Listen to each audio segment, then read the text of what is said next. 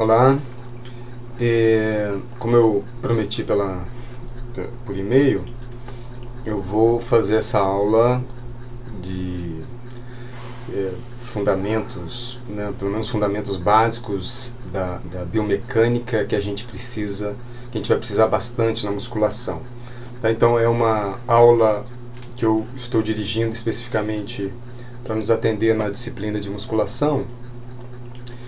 E eu já trabalhei com ela, com vocês, né, quem está na turma deste período. Estamos em 19 de março de 2020. Então, neste período, a gente já trabalhou com parte desse conteúdo no encontro passado, mas eu vou repetir porque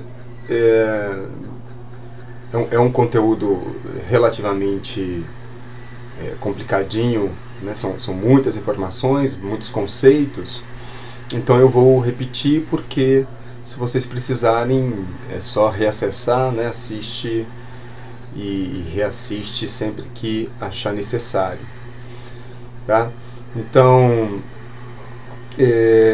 na disciplina de musculação a gente vai trabalhar com a parte mais técnica da musculação, mas nesse primeiro momento para a gente fazer um nivelamento. Eu sei que algumas pessoas já fizeram biomecânica, mas nem todo mundo fez, e por isso a gente tenta fazer um nivelamento, porque essa linguagem é uma linguagem que eu vou usar muito na disciplina, então é preciso que a gente esteja afinado com essa linguagem biomecânica. Obviamente que a biomecânica tem muito mais coisa, conceitos e conhecimentos muitos amplos, mas eu vou dar aqui uma pincelada em coisas mais gerais que para nós imediatamente é fundamental.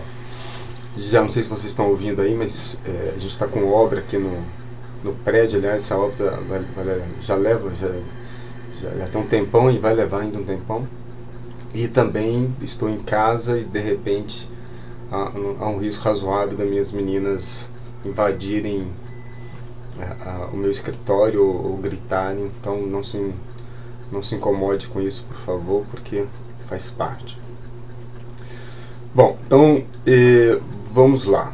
Então, da nossa disciplina musculação,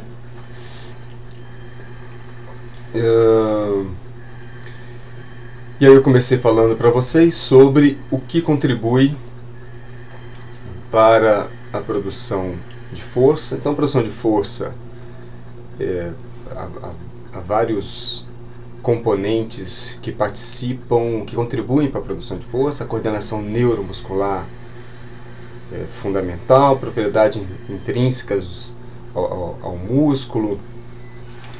Então nós temos que são fatores fisiológicos, mas temos também fator mecânico, né? Os fatores que envolvem questões relacionadas à mecânica.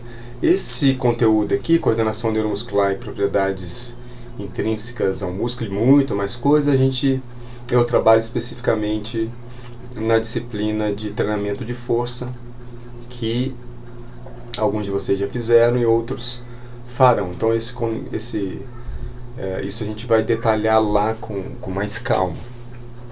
Aqui eu quero dar uma atenção a esse aspecto mecânico, porque eu não trabalho nem lá e sei que nem todo mundo fez a biomecânica, tá? Então tem alguns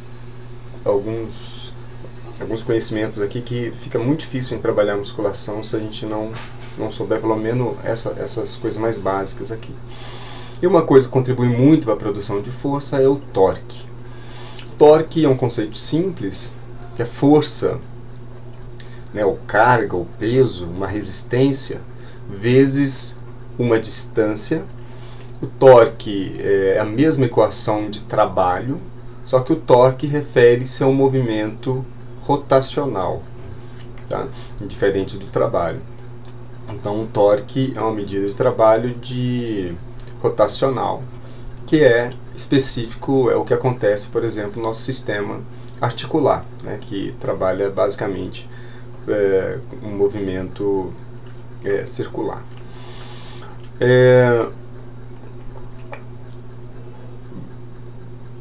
Forças musculares tipos de alavancas e distância dos braços de força e resistência, alteração angular durante o movimento, linhas de ação da força muscular e resistência são os conceitos que a gente vai trabalhar aqui, que impactam no torque e, consequentemente, impactam na força. Voltando rapidamente ao torque, a gente tem um torque resistivo e o torque motor. Eu vou falar isso mais à frente, por hora é só para dar uma dimensão geral.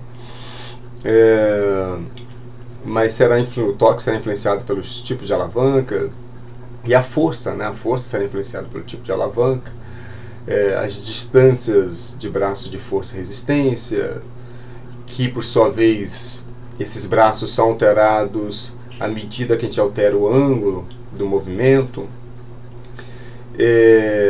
e também a nossa capacidade de força depende da linha de ação da força, da força muscular e da linha de ação da resistência, coisa que a gente vai falar mais à frente. Há ainda uma relação comprimento muscular e força. Então, quando a gente pensa na unidade menor de uma fibra muscular, que é unidade menor, não, unidade funcional menor, né? Então, a unidade funcional de uma fibra muscular é o sarcômero. Então, quando a gente pensa em sarcômero, o sarcômero tem uma relação ideal de comprimento e força. Quando ele está muito estendido, ele perde capacidade de produção de força, e quando ele está muito encurtado também.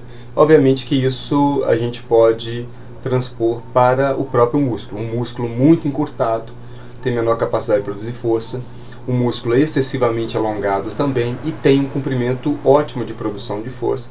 Então são fatores, tudo que eu estou colocando rapidamente aqui, são fatores que influenciam na força, tá? Mas é só uma pincelada inicial. Meu foco são alguns conceitos que estão aqui, não esses dois primeiros. Então o primeiro é o conceito de torque.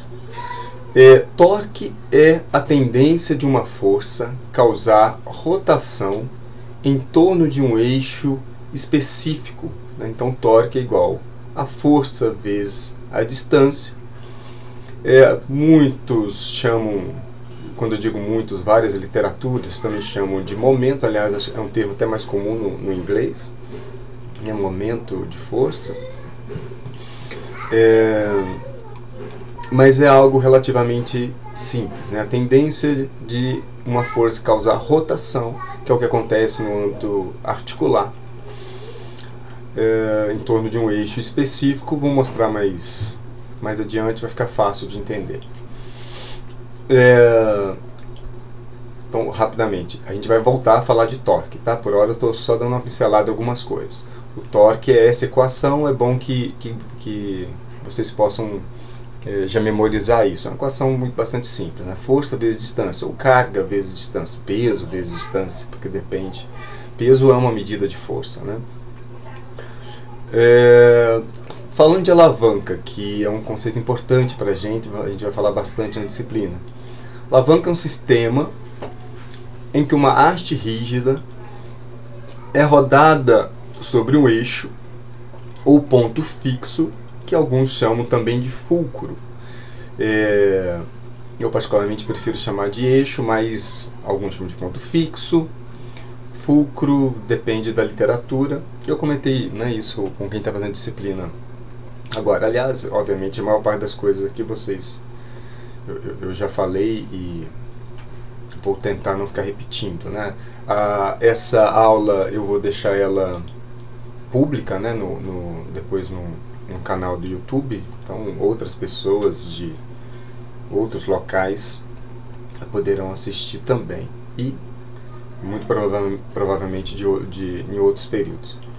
Uma alavanca possui 4 componentes: uma força resistiva, não, uma força de resistência, uma força potente ou motriz ou motora. Estou colocando as 3 palavras porque são termos, são palavras que aparecem em diferentes literaturas: força potente, força motriz, força motora.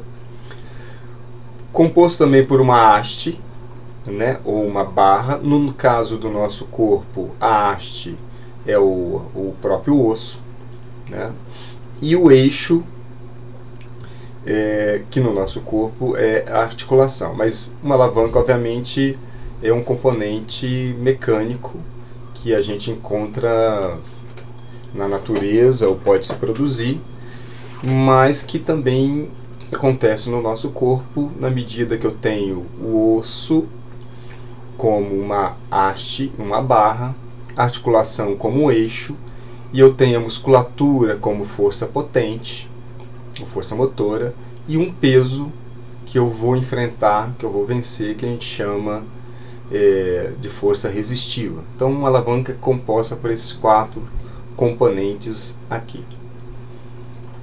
Aqui, se não 100%, mas se não 100%, quase 100% das imagens que eu estou colocando aqui são coisas que eu encontrei na internet rapidamente buscando imagens, então não são minhas, tá? Reconheço aqui, não tem nenhum direito autoral sobre isso, mas também na pressa acabei não pegando a fonte, mas são coisas que vocês jogarem lá, alavanca, deve aparecer essa imagem, e só não coloquei a fonte porque peguei de forma apressada, tá? Mas essas imagens são de outras pessoas. Bom, aqui um primeiro tipo de alavanca, bem conhecido. Por exemplo, no balanço, eu tenho que o centro como eixo. De um lado, na verdade, dos dois lados eu tenho força, né? Peso, por exemplo. Só que um lado vai ser a resistência e do outro lado uma força motora. Neste, a gente pode, isso aqui vai alternando.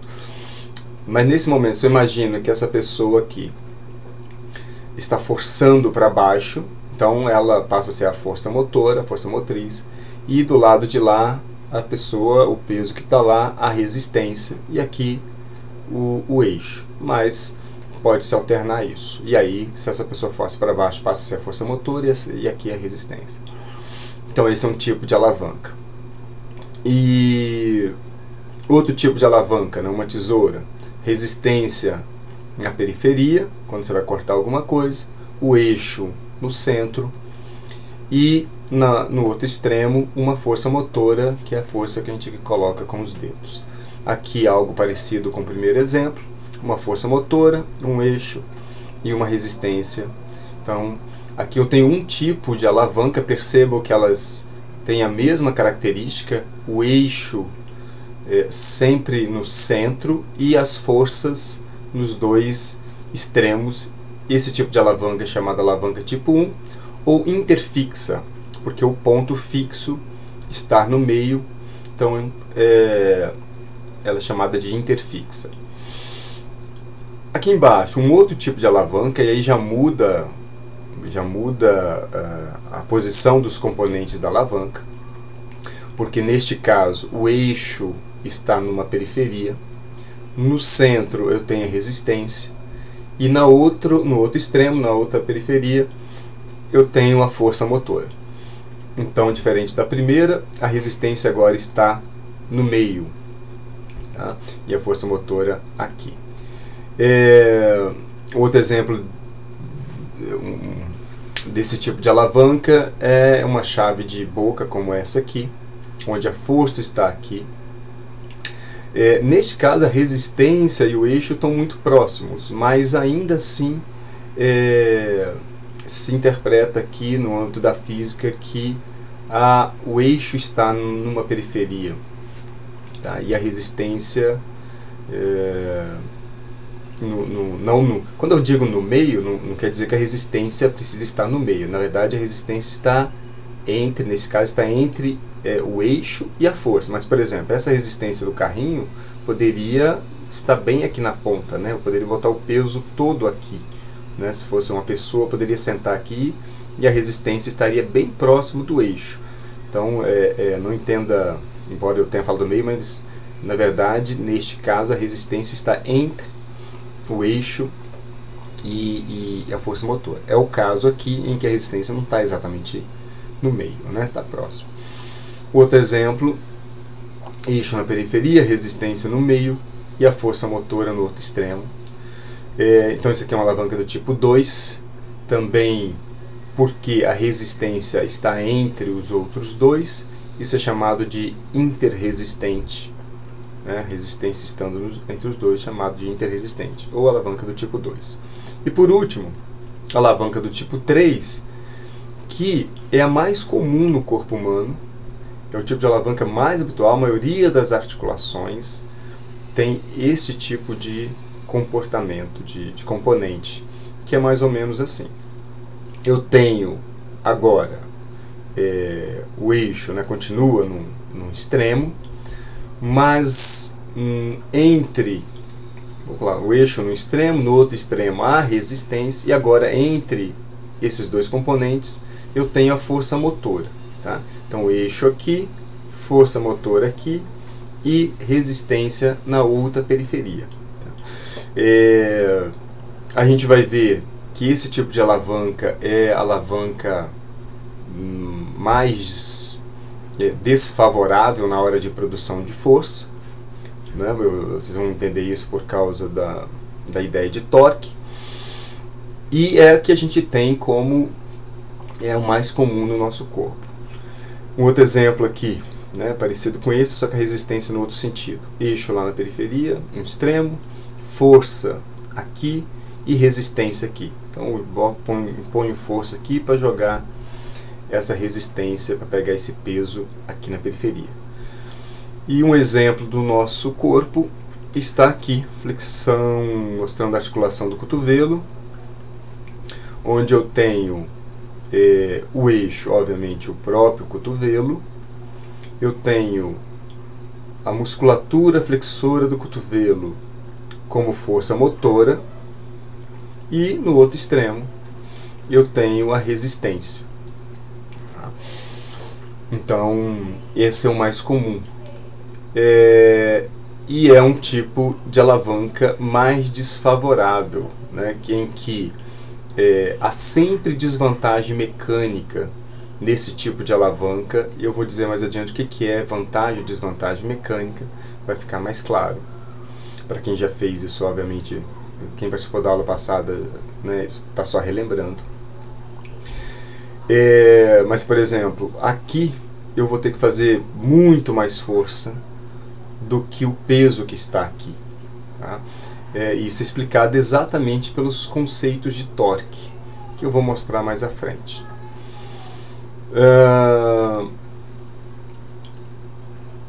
Aqui é só um exemplo que eu peguei na internet que mostra como que isso vai mudando. Aqui eu tenho um ponto de equilíbrio, porque todo o peso está dirigido em cima da barra que está no chão, mas à medida que o peso vai tombando, o eixo é aqui, e eu passo a ter uma distância do eixo em relação à linha de ação da resistência.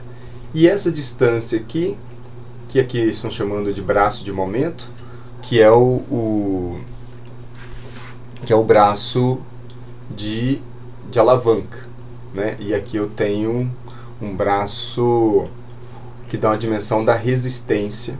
Quanto maior isso aqui, maior o torque, porque o torque, já antecipando, é o peso multiplicado por essa distância, ou seja, a distância até o eixo.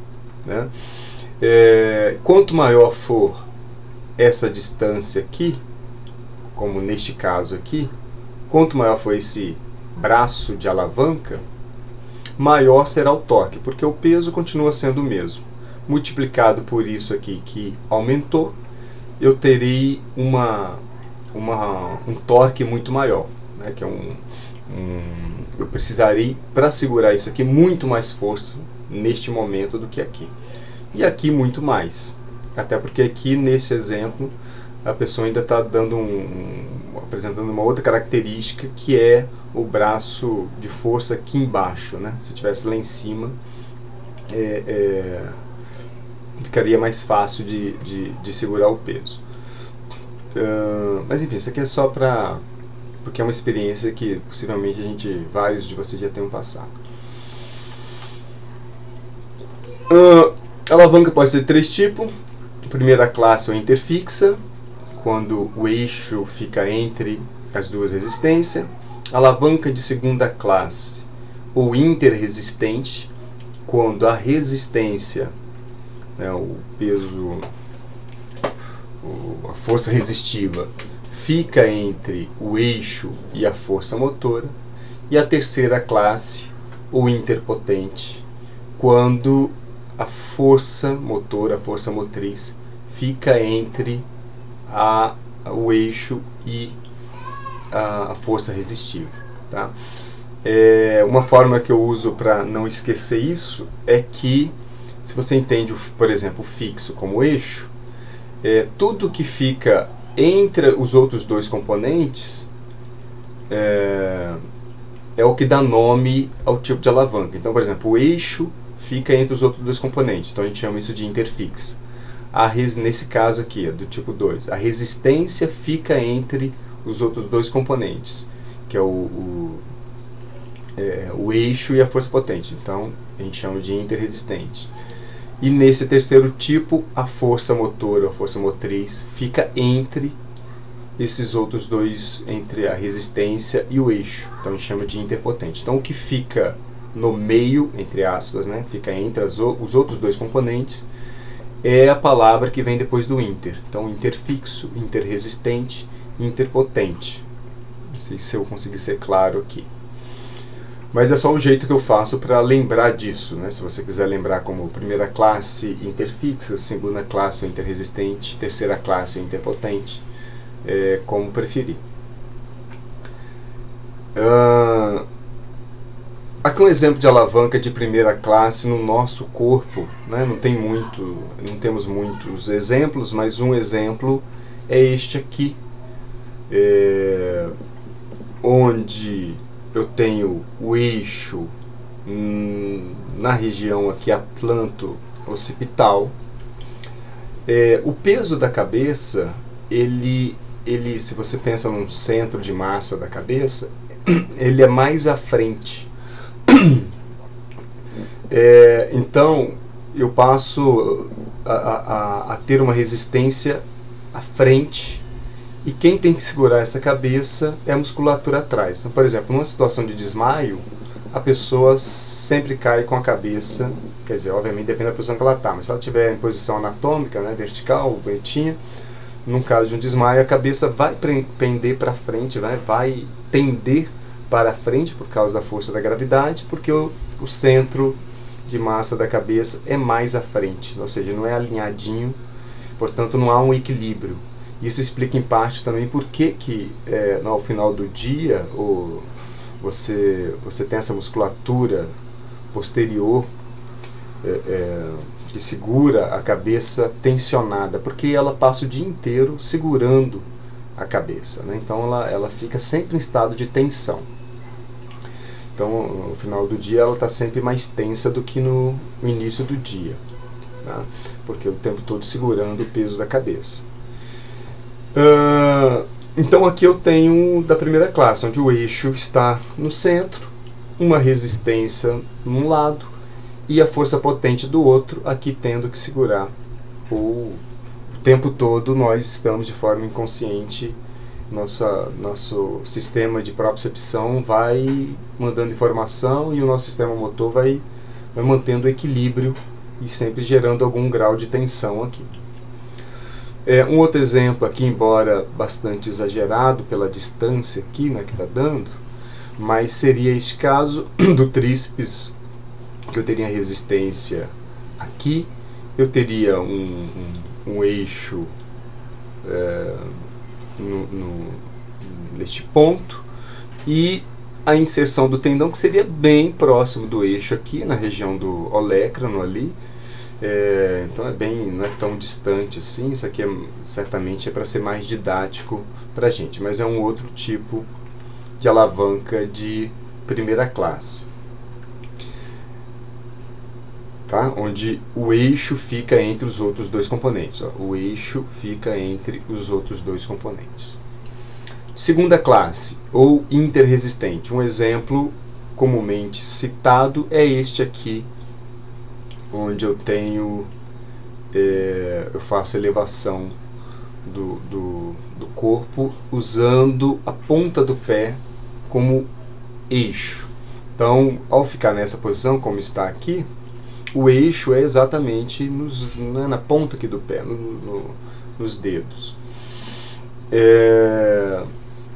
A resistência do meu corpo vai passar por uma dada linha, e essa linha passa próximo ao maléolo, e a força motora está atrás, pela musculatura do tríceps sural, né, sóleo e gastrocnêmios, que eles, quando contraem, que vão elevar, vão ser capazes de elevar o corpo. Então, isso é bem parecido com um carrinho de mão, né, onde eu ponho força aqui, a resistência aqui, e à frente um eixo. Ok?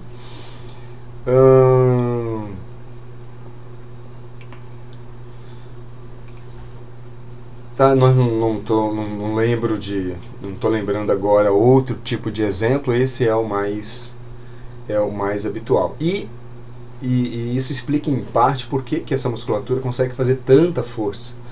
Consegue fazer tanta força porque esse tipo de alavanca não é uma alavanca desfavorável, como é o caso da alavanca de terceiro grau, que eu vou mostrar adiante. Vocês vão ver que a capacidade de produzir força tem a ver com a linha de ação da força e essa distância em relação ao eixo. Então aqui eu tenho uma vantagem mecânica. Então essa musculatura consegue fazer bastante força, em grande parte por causa do aspecto mecânico. É verdade também que o gastrocnêmio é um músculo grande, aproximadamente quase 2.000 unidades motoras aqui, mas de qualquer forma esse componente mecânico é importante. Alavanca de, aqui está escrito errado, né? Alavanca de terceira classe, ou interpotente, que é a mais comum no nosso corpo, e essa ela trabalha sempre em desvantagem mecânica. Bom, mas esse trabalho de desvantagem mecânica, como que eu consigo vencer? Eu vou explicar isso, mas quando você está em desvantagem mecânica, o jeito de você poder superar essa desvantagem é pela força do músculo, né? Se você tem um aspecto mecânico que é uma desvantagem, você tem que vencer essa desvantagem pelo músculo. Então, a força motriz, né, a força motora, está entre a força de resistência e o eixo. Então, o eixo aproximadamente aqui é o tipo mais comum no nosso corpo.